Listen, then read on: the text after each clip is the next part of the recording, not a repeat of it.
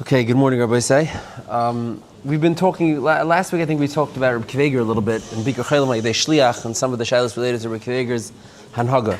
So I think this week I want to continue along that track of Rabbi Kveger's Hanhaga, and particularly zoom in on his Hanhaga during the epidemic that happened during his lifetime. Now, we're in the beginning of the COVID cycle. Now, traditionally, the way epidemics work is an epidemic comes, it does what it does, it's the first time it shows up when it's novel, and then it keeps coming back, every several years, with less and less severity until it totally disappears. That's the way epidemics work for forever. Now, Klal Yisrael, if I actually found the Sefer last night, I didn't have a chance to go through it yet, but I noticed the Sefer that goes through every year that Klal Yisrael dealt with pandemics. It tracks it through the Tshuvas farm, every time the Tshuvas are talking about pandemics, and there's hundreds, let's say 100 times, in 100 different years, that Klal Yisrael dealt with a pandemic. Meaning, because as pandemics come through their cycles, for example, the Black Death, which is one of the most devastating pandemics humanity ever endured, was about 100 years of it cycling through again and again and again. The epidemic that most of the near modern Tshuvas farm that we've discussed, most of the shilas we've talked about, is the epidemic of cholera. The cholera epidemic started, I think, in 1816, and it burnt itself out by 1916. Today, you don't hear of people who have cholera, but during that tkufa is the tkufa that a lot of the Gedolei HaPoskim that we, Hashem Yimei Manu Shaisim lived, and a lot of the tshuvas that discuss epidemic-related shilas are from that tkufa of cholera. The famous shilas of Yisrael Salanta that we discussed, Lamashal, the minig that came out, everybody knows that we say Kaddish as a group now. Just this morning, for example, 2-3 people say Kaddish together, right? They're not exactly in sync. It's hard to get everyone on track. That minig wasn't always like that. That's from the cholera epidemic, is when that became popular. After the cholera epidemic, when there was too many avelim to share, so Reb Kveger and other poskim instituted doing Kaddish as a group, and later on, after World War I, it again, by now it's something that we just name on as a munach, but it's a few hundred years old, it has to do with an epidemic. And the truth is, if you scan through the Tshuvas farm, there's hundreds of shilas between, with the Gedolei HaPoskim relating to epidemics. Now, I want to zoom in just on Reb Kveger for a little bit. In 1831 and 1832, there was a terrible cholera epidemic that was primarily in Poland. It spread to other areas also, but it's primarily in Poland. And Kveger, who was the Rav of Posen, which is a Polish-German border region, it wasn't just a town, it's a region, played a very prominent role in dealing with this epidemic. And there's many shilas and nekudas that I want to focus on. Now, the nekuda that I want to get to is as follows. Everybody who lived through COVID, and that's all of us, knows about the big need and about keeping shuls and yeshivas open or closing them, and for how long. Depending on where you lived, the shuls and yeshivas that you participated in were either closed for a few weeks, a few months, a few years. Right? It depends, in which kehila you're part of. They were open for different amounts of time. And there was a lot of different opinions about how long and how short, and should Torah and Tefillah is a schos. Do we give up the schos of Torah and Tefillah to protect ourselves? Do we have to protect ourselves? What's the proper anhaga when it comes to that pandemic? And the truth is that this is the shayla that's discussed in the Poskim, seemingly, possibly a machlekes between the Chassam Sofer and Reb Kveger, between the Eidim and the Shver. And I want to get into that in that context a little bit. Now, I was reading a biography about the Shvus Yaakov. Not a biography like a full book, just like an article about the Shvus Yaakov. The Shvus Yaakov is Rabbi Yaakov Reisher. He lived earlier. He was born in 1660 and lived till 1730. He's 100 years before these people that we're going to discuss today. But he had two pandemics that impacted his life. In 1682, there was a pandemic in Prague where he lived. And then again in 1713, it came back, the same pandemic. And both of these things, he participated. Now in 1682, he was a younger man. He was a Rosh Hashiva already, he had Talmidim, he was a younger man. And one of his Talmidim writes, it's a fascinating description, I'm just repeating it, Kamat Mila Mila. One of his Talmidim writes, it's in Yiddish that was later translated, he says that the minute the first whiff of a pandemic came to Prague, the Rosh Hashiva's wife, who was scared and bossy, took him out of town right away, and we didn't hear from him again. She took him 45 miles away to her uncle's house, and we didn't hear from him again until the pandemic was gone. And there's a hint of anger in the Talmud's recollection of this. He's blaming the wife, which is always good, that's a good eitzah, but he's blaming the wife, but he says he ran away from us and he left us here, without yeshiva. Now, in 1713, when the pandemic came back, the Shvus Yaakov again ran away from Prague when the pandemic came. And this is I printed out a poem. It's translated into English. I can't read the Yiddish. It's an old Yiddish, but it's translated. It's a poem in English that says as follows. It says, "Lo yelechem kalevrei derech." What happened to us? We've seen the departure of the head of the yeshiva and of the rabbinical court in the yeshiva. The beauty and light of the entire community. Who will protect us now? It doesn't rhyme as well in English. From the four corners of the earth, young men had come. It talks about him. He had a yeshiva. And as they wanted to escape the plague, they left as soon as it began and returned home. Now the great Torah that is learned by us and which sustained us, we have so soon lost. In all of the streets and houses, one heard nothing but the Torah as it used to be studied. The elixir of life, which is the reward of the Torah, has escaped us on account of our many averis. Death has begun instead. And the person in this Yiddish poem is interchanging the fact that the yeshiva, headed by Yaakov Reisha, headed by the Shus Yaakov, ran away. The yeshiva closed its doors and was replaced with death. Now, not blaming the yeshiva for leaving, but blaming the yeshiva for leaving. That's blaming the yeshiva for running away. Now, this shaila, if you do a scan in the Chuvas and in the literature and different, recollections of people, it comes up again and again. To close, to stay, to go, to open. How do you deal with the risk of a pandemic in regards to leaving yeshiva? Now, Reb Kveger... Yeah, I think so. Reb Kveger has a disproportionate amount of written material that remains today relating to these shilas because he led a very large area, a prominent area, through a devastating pandemic, in a very hands-on way, and he left a lot of ksavim about it. Some of them are printed in the Igeres Seifrim, some are in the Chuvas, some different people own. There are kmeis written in Kveger's handwriting from that tkufa. Kveger had a big influence. Now, Kveger, as a matter of fact, was so prominent in dealing with the pandemic that the King Frederick, I forgot what he is, Frederick something, wrote Reb Kveger a commendation, commending Reb Kveger for his heroic leadership in time of pandemic and for guiding his flock in an effective manner. And he references that the death toll, the percentage, was less in the Jewish Gila than it was elsewhere. The king mentions that in his commendation of Reb Kveger, that due to your efforts, what's it called, whatever it is, the percentage of people who died, who got sick and who died, was lower than in the general population. Reb Kveger, during that kufa, actually opened the hospital. I think it's the first Jewish hospital that was ever opened, the proper hospital, in a proper building. Reb Kveger, the story goes, I forgot whose name it is. It's a shad, I should say his name, because it's a schus for him. But he donated, he was nifter, and he donated a lot of money to Reb Kveger, and he actually gave it in a very interesting way. He gave it to Reb Kveger, and he said, I want you to be in charge of this money. You could kamat spend it on yourself. You do whatever you want with it. It should be used for public good. Do whatever you want with it. And nobody has a say. None of the Rashi Chul, no one in the Kila, no one gets a say but you. And he wrote this in triplicate, very, very specifically. And Reb Kveger actually has a tshuva where he gets into an argument of sorts with the Rashi Kahal of Posen, who tried to step in, and after Reb Kveger started using the money, they tried to step in and take control of it. Reb Kveger says, no. This is completely in my hand. And Reb Kveger appoints 4 or 5 different assistants. These names are all here. The Gvir's name was Reb Shleima. I don't know if he had a last name, but Reb Shleima gave money to Reb Kveger. Reb Kveger opened a hospital with a shul connected to it, a little shul connected to it called Beis Shleima, at Lilu Nishmas, this person, with the money. And Reb Kveger maintained control of this hospital for a while. We have documents, they exist, documents of Reb Kveger's signature in German, signing on legal formation documents from the hospital. Reb Kveger was the director of the hospital. He signed. Later on, he appointed 4 or 5 assistants, and they would, report back to him with the goings and comings of the hospital. Reb Kveger opened probably the first Jewish hospital for all the, Mount Sinai's, and then for all those, the Montefiores and the Mount Sinai's, and these are all Jewish hospitals. Tons of hospitals in the United States are Jewish hospitals originally. Reb Kveger opened the Jewish hospital, and he ran it. And he received a lot of commendation from the government authorities about this. And I want to sample a few of the chuvas that he wrote, different halachic nafkaminas, and then come to the shaila of maybe the machlekes between Reb Kveger and the Chasam Sofer relating to keeping shuls open. Morning. So Reb Kveger writes as follows. He says, this is a letter a tshuva that he's writing to his Talmud, Rebbe Leo Greiditzer, Rebbe Leo Gutmacher, who was a Yelud Pozna, grew up in a shtetl near Pozna, learned in Reb Kveger's yeshiva. Later on, he became a rebbe. He was called Gutmacher, Gut Yid. He became a rebbe of sorts. He still lived in the orbit of Reb Kveger and was very close to Reb Kveger. Now, he writes to Reb Kveger, Shaila, what should we be doing as the pandemic approaches? He says, Mechtavi Higiani, B'nin Tfilu B'Beis HaKnesses. This is Reb Kveger writing. I got you a letter about, davening in shul, keeping the shul open or not. And he says as follows, L'daiti ze emes, sha'kibutz makom tzar einei nachin. I think many people gathering together in tight, confined space is not a good idea. You can make groups, small groups, COVID minyanim. No minyan should have more than 15 people. They should start all the way early in the morning. Now, there are people who medayik from this, and you have to know if all these diukim are true, but there's a whole kuntrus that I read written on the diukim in Reb Kveger's guidance over here, the halachic shalos that arise. Reb Kveger writes, V'yaschilu ka'ar biker.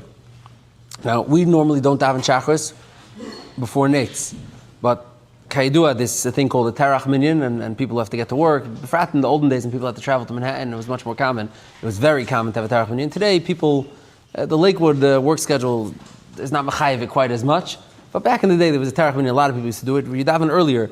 Now you have to wait because Mishiyakir and getting on your talis and your tefillin, etc. There's timing. But within earlier time, it's possible to daven according to some poskim. There's a Pri Yitzchak and a Magen Avraham and etc. So could be Rebbe is making reference at the light of the day. He doesn't say B'netz Chama, like he lets them start maybe a little earlier to fit in an extra minyan, get an extra minyan or two into the schedule. It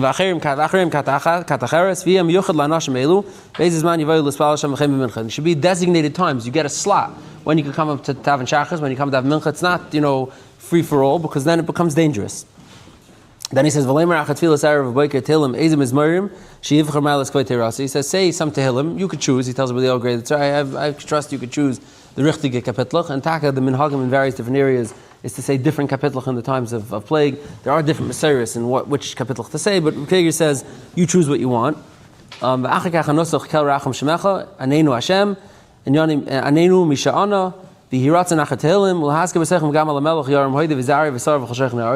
in a tefillah there for King Frederick and his ministers and his children and everyone else. So in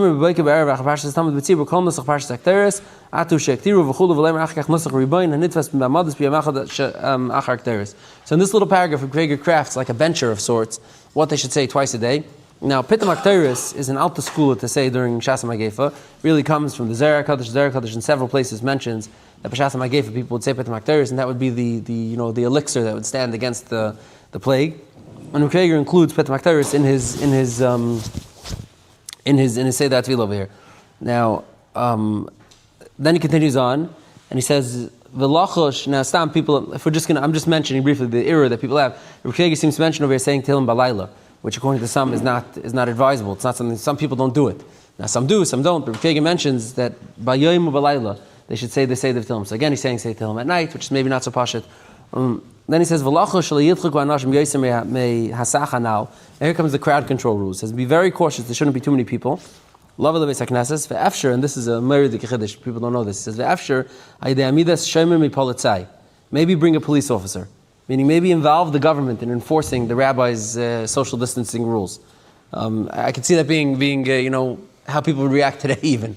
If a Rav reached out to the police department and asked them to come to shul to enforce that people come when they're supposed to for shachar, mincha, etc. But this is what Craig says, to bring a police officer, and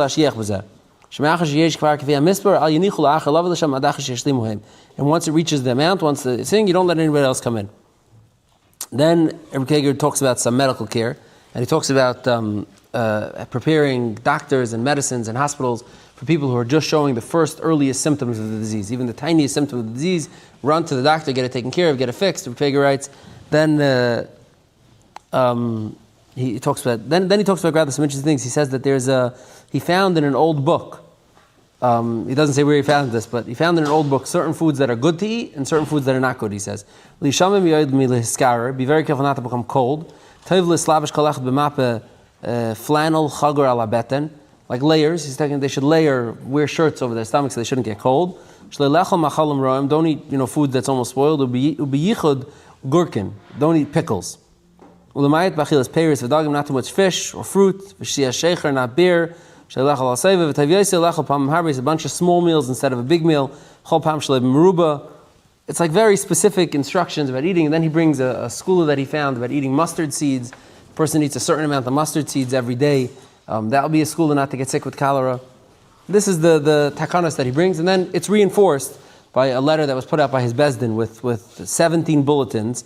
This is when it was in advance of Yom Neroim. Rosh Hashanah Yom Kippur was coming, they needed to be very specific what to do. So Rebbe Kveger's Bezdin came out with psakim and klalim. It was written in German and in Yiddish and in Hebrew, posted on all the doors of the shul. The Sefer over here collects all the versions of it, and there's minor differences, like in the Yiddish and the Hebrew, whatever, but they collect all the versions, they made these rules. Now, what's interesting is that, in contrast to Yisrael Salanter, who held during this very epidemic in Vilna, that people should not fast, Rebbe Kveger is Bezdin right, Heyois, that Yom Kippur is a deraisa, we cannot paskin klali that no one should fast, but anyone who has a shaila, there's going to be posted rabbanim in every shul on Yom Kippur, and at the first, whisper of a symptom of a shaila, go over to the matz's table in the back, and he'll tell you what to do. And Rebbe Kveger in the Bezdin dispersed throughout all the shuls to make sure they could, like, interesting, very, very tremendous achrayas that Reb Kiva is taking, like a tremendous level of detail, granular involvement in the detail, like taking achrayas of everything over here. Now, and that's his Rosh Hashanah Yom Kippur stuff. Then he has interesting, he brings, he sends a kmeya. He writes a kmeya as follows. The kmeya, whatever, I mean, I'm not going to read you the kmeya, but he has an interesting chumrah that he has in the kmeya. He says, Al dvar kmeya, he ksuva b'sefer hayaka ayala shluch al Tanakh. He found it in a sefer ayala shluch on Tanakh, b'pasik v'yamid pinchas v'yapalel, which is about my gefa. V'linizker sham shum azhara in yanim shebehachach li'kasev lasas mikodim. Doesn't tell you any specific preconditions that you need to write this kmeya.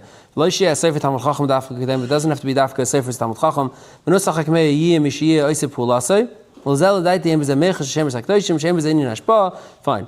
V'im kol zeh, he says, Acher shematzasi ki'eis oid b'svarim acherim b'sidr acher shmoi sharashim poi lamata.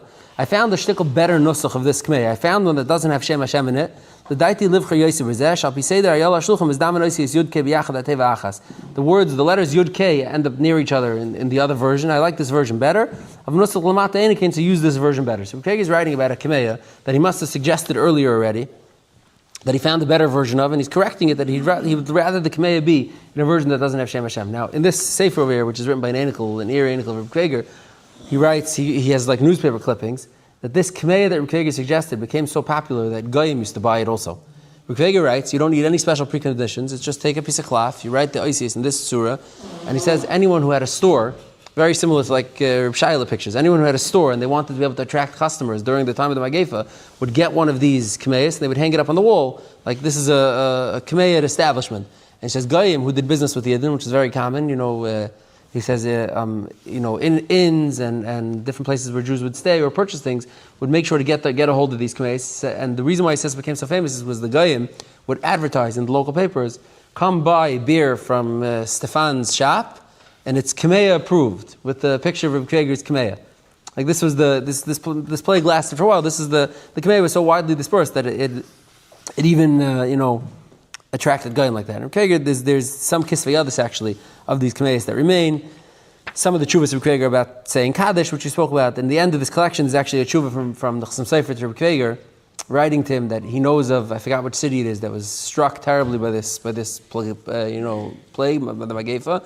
And Reb Kiva should please daven. He says, everybody's asking that I should ask you, my shver, to daven for the people who are stricken, and you should please daven for them. And then at the bottom, there's a different handwriting. It's Reb Kiva's daughter Sarah, who's the Chasam Sofer's wife, writing to her father, like just some personal, hello to her father. Just sound beautiful. It's in handwriting. Chasam Sofer's handwriting in the top, and then his daughter's his wife and Reb Kiva's daughter in the bottom. Now the nakuda that I wanted to specifically zero in on is on the shul. Rabbi Kiva is adding clear restrictions to davening, and he's saying shul should be very regimented. You could only come when you could come, with the amount of people that you could come. Rabbi Kiva is making major social distancing, rules on shul, and l'chayra to the point where if you cannot fit into that schedule, you daven at home. Right? I mean, Rabbi Kiva is making this major social distancing. Additionally, Rabbi Kiva's yeshiva was closed during the skufa, and there's a shmooze if Rabbi Kiva and the Chasam Sofer had a machlekes about this, or they agreed about this. Now, I want to read you where the Welt, picks up on maybe the discrepancy. So Reb Kiva we read, and there's more in all these things, but Reb Kiva is pretty clear that he allows for limiting the shuls in the yeshivas. The Chasam Sofer, in a drasha that was given on Yud Ches Av in 1836, it's printed in drashas. He says as follows. This is his words. Yodua. He says, the Gemara in Brachas says, there's Yedua Dik Gemara in Brachas, and Tav Samach Beis Med Beis, Kishamar Papas Rabbi Akiva, my time Oisik Bateri Neged Gderis HaMalchus. It's a famous Gemara. Papas tells Rabbi Akiva, why are you being machakilas problem and learning? You're going to get killed. This is not going to work. And Rabbi Akiva gives him a mashal, Emshel Chal Mashal L'Shul, Shem Elas Vasanar. Rabbi Akiva gives him the famous mashal of the fox who's walking on the side of the Rabbi Akiva gives Papas, we did this last week also. Rabbi Akiva gives Papas the famous mashal of the fox who's walking on the side of the road and encourages the fish to come out of the sea, so they shouldn't be afraid of the fishermen. And the fish explained to the fox that this is a tipshus, because in the sea, chash, we have a chance, and outside we have no chance. This is the Gemara that the Gemara says, V'amar Rabbi Akiva, hachanami, by us also. If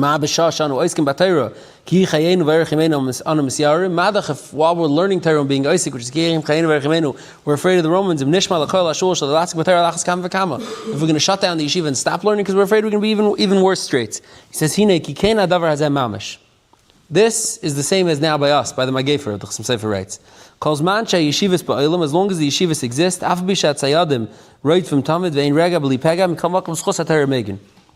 long as the yeshivas are open, even though there are things that are trying to get us in the means plague, that's trying to get us from every side, as long as the yeshiva is open, schos HaTorah Megan. Now the Yetzer Hara came bidmus a doctor's orders, and he says, close all the yeshivas down so that you don't get endangered.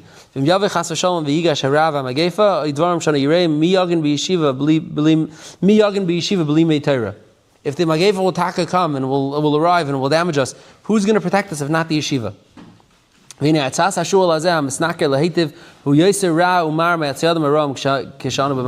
This eitzah of the doctors and the whoever it is, the askanim to shut down the yeshivas is worse than if we have them open. This is the Sefer writes. The Sefer sounds like over here he's writing very clearly that yeshivas have to stay open no matter what. If the yeshivas closes, that's the ultimate danger for Klal Yisrael. The yeshiva must stay open at all costs. If the yeshiva stays open, that's the only chance we have at the schos. Now, this has been, during Corona time, this was discussed. It seems like Reb Kiva had a certain hanaga of following the doctors more and saying, if it's dangerous, you close the yeshivas, close the shuls, add rules, how many people. Reb Kiva says how many seats have to be apart from each other, the maximum number of people in the room, the times a day you could daven. And the Chasam Sofer seems, on the other hand, to be on the side that says, no, yeshivas protect us, you have to leave them open. Now, so it's a chiddush, because the Chasam Sofer has many tshuvas, and there's many dinim in Shulchan Aruch that mandate a person to listen to a doctor. Doctors' opinions are important. B, the Chasam Sofer and Reb Kiva discussed many pandemic-related things amongst themselves in these tshuvas that went back and forth, and they were clearly in touch with each other. And we don't find them discussing this disagreement or this discrepancy between themselves. So it needs to be discussed a little bit. Now, I found somewhere else something interesting, and I think this is a good way to describe why it's not a machlokes. And this person who's an anical of both of them writes a whole arichas, and he proves very nicely that it's not a machlokes. But I just want to be maktam with this. I found a kuntras. It's called Olam Hafuch. It's written by Italian Rav from Padua. His name is Rabbi Avram. I wrote it down somewhere, but I don't know where the paper is anymore. So the paper knows. But I forgot his name. He's a Rav in Padua, and he writes about the pandemic, the impending pandemic. He's writing about a pandemic that already hit Venice, and is l'chayr going to come to Padua soon, and how to deal with it. And and it's very interesting how he charts it. He writes in the beginning, you see as it progresses. He writes first, we have to have tefillas, and he's masakin tefillas, and someone found a tefillah from a Rav in Pisa that they published in Venice, and they brought to Padua, and he's asking zich to produce this special tefillah that they should have, and the tefillah was actually published. Ala Magefa Shalei Tavoy is the name of the tefillah. It's a little booklet, and they davened the Barabim, and they had rotations into Hillim, etc. And then you read a few pages later, the pandemic arrives, and the death starts, and every day says 2-3 people are being taken out of the ghetto and are being buried, and we could get people to come to shul. And then he says, at least maybe young men should meet outside and daven with social distancing. And then even that stops, and you watch how the pandemic progresses. And it starts from, meaning the starting point is we need tefillah and Torah to be making and matzal to protect from the pandemic coming. And the end point is that everybody's cloistered in their homes and nobody's coming outside. And people are dying. Now, what's interesting is the Chayr, the Chasam Sofer, and Reb Kiva are very much along that same graph. Reb Kiva is writing in a time and a town that's been ravished and attacked by the pandemic, on a very, very deep level. Many, many people are dying. There's dinim that are changing. We're getting kfura and kaddish and etc. Meaning it's under attack from all sides, meaning of the pandemic. And Craig is writing how to deal with it, and he's writing very strict limitations on davening, on tefillah, on Torah, etc. The Chasam Sofer, and this Einichel compiles, he does a very nice job showing you the drushes, how they line up, meaning starting from the Chasam Sofer's drushes a few months earlier, you see the pandemic never really came to Preshburg. They were worried the pandemic was going to come. They knew the pandemic was elsewhere, and there were people who said, there's a pandemic coming, let's shut everything down, this is the way to prevent the pandemic from coming. To which the Chasam Sofer says, no, if pandemic's going to come, it's going to come. Shutting down our yeshivas now, 6 months in advance, or whatever it is, we don't even know, we're afraid it's coming, that's not an eitzah, that's daimah to the shul and Rabbi Akiva, and you have to keep it open.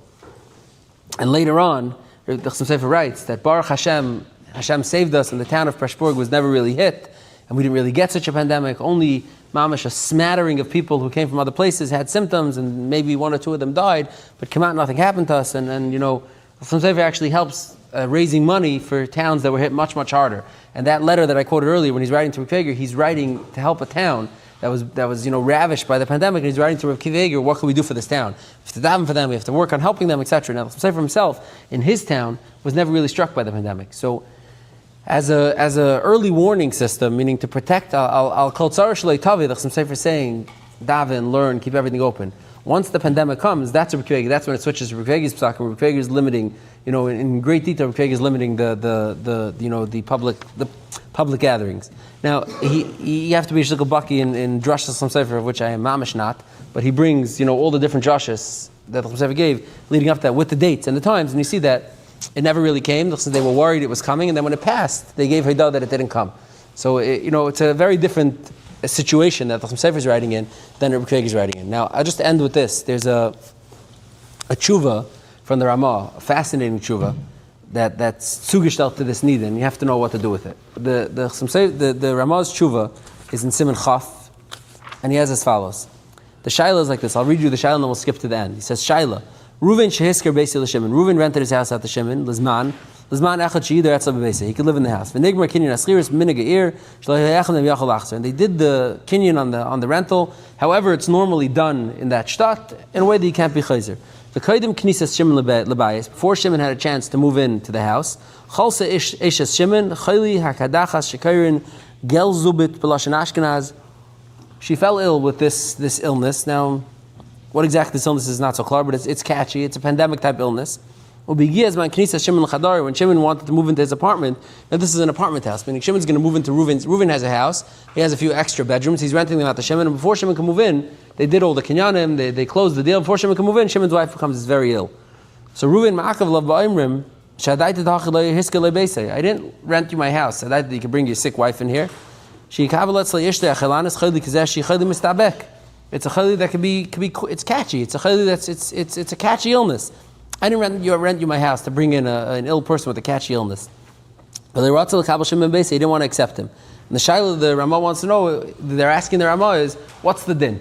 Could Reuven taka be chayzer from the kinyan, chayzer from the schiris, or does he have to let Shimon come live in? Now, the bulk of the tshuva is about minhagi hamakim relating to kinyanim and when you're allowed to be chayzer, when you're not allowed to be chayzer. It's a few pages. It's a gishmak tshuva. It's primarily a chayshim mishpat tshuva, discussing when there's an option for chazara. And the last paragraph is a fascinating paragraph. It says the Ramah as follows. It's a very sharp paragraph. Seif Davar, he says, Eini roya klal sheyachol masker zeh leim adai tedachil eskarti. I don't see a leg to stand on that you could say, I didn't intend to rent it to you like this. Afim noidish is shachal seish secher mikriyonis. Kol shekain she'eini yonis sheroy lachs begina. Fine. Kimasha omer shechayli shu chayli shemisdavik. This that you say it's a catchy illness, kulei hevel. Umisha libay noikve emerkein. Someone who's afraid says that. Ki Hashem yisala hu amoichetz v'hareife. Hashem decides who gets sick and who gets better. There's no such a thing, kaviyachol, kilo, as a catchy illness. Illnesses are not catchy. Hashem sends illnesses, sometimes in bulk, sometimes individuals, sometimes to many people. This is what there must seem to be saying. If you're right that there's such a thing called a catchy illness, and that limits the halachas applicable to it, then there should be no such a thing as bikkur chaylim.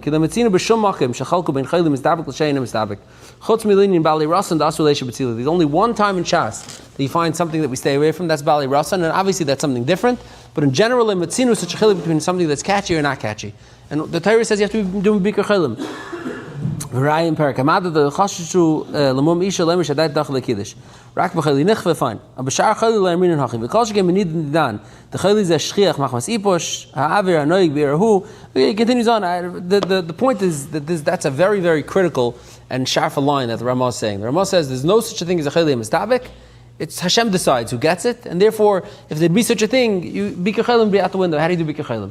It's a plea of the Ramah. I mean, it's a plea of the Ramah, like a tremendous chiddush in the chiyuv of bikkur chaylim. Now, the truth is that the Gemara's mashma and Nedarim and the Shulchan Aruch passing like this, you could really be yotze bikkur chaylim without ever meeting the chayli face to face. If you come into the room right before the chayli and you inquire loudly about the chayli's needs, so that he could hear that you're inquiring, and then afterwards you follow up to take care of what's needed, then the Shulchan Aruch's mashma yotze bikkur chaylim. Bikkur chaylim is not to make eye contact or to come close enough that you could transfer pathogens, to each other. That's not what bikkur chaylim is. So the truth is that the Ramah, the raya that there's no bikkur chaylim is not a raya that we're not worried about machal mistabek, and there are those who point this out. And the modern poskim, after the discussion of bacteria, once doctors in the scientific world knew about bacteria and how things are transferred, the modern poskim, all the modern poskim discussed this nidin of bikachelim b'machala mistabekes, a chayil that's easily transferable. And there's many chuvas about it, etc. But if the Ramah is saying like what the hashkafa is relating to pandemic, and it's yitachan that the Ramah is saying that it doesn't really pass to shut down a shul or a yeshiva. Hu ha-moichitz v'hu ha-reifa. Meaning, you tell me you're going to shut down the yeshiva to protect from getting sick? Like the Chasam says, it's like the mashal, meaning this is what keeps people healthy or not healthy, meaning this is the truth of their own. And there are those who tell this too, to say that this should be a raya to the need of keeping, opening and closing yeshivas. Now, the truth is that this is, next week I think we're going to move on to something Shavuos related, because we have to talk a little bit at the Nyana D'Yoma. But if I do remember to circle back to this topic after Shavuos, there's a big nidin, the big nafkamina halachas, forget about bikachelim, is what do you do when a pandemic hits? Do you run away or do you stay put? And this is a big nidin. There's the Ramah's personal anhaga relating to this. The Marshal has a long shtickle about this in Yam Shlema. There's a tshuva from the Maril. There's a Rashbash. There's a lot to talk about in context of this idea of like, what's the hashkafa relating to the pandemic? Do you look at it like, if it's going to come, it's going to come, it doesn't matter what you do? Or do you say, no, you're supposed to run away? This is Gemara, but Kama, famous Gemara. We have to discuss it in context of this. Maybe we'll get to it, maybe we won't. You've just experienced another Torah class brought to you by TorahAnytime.com.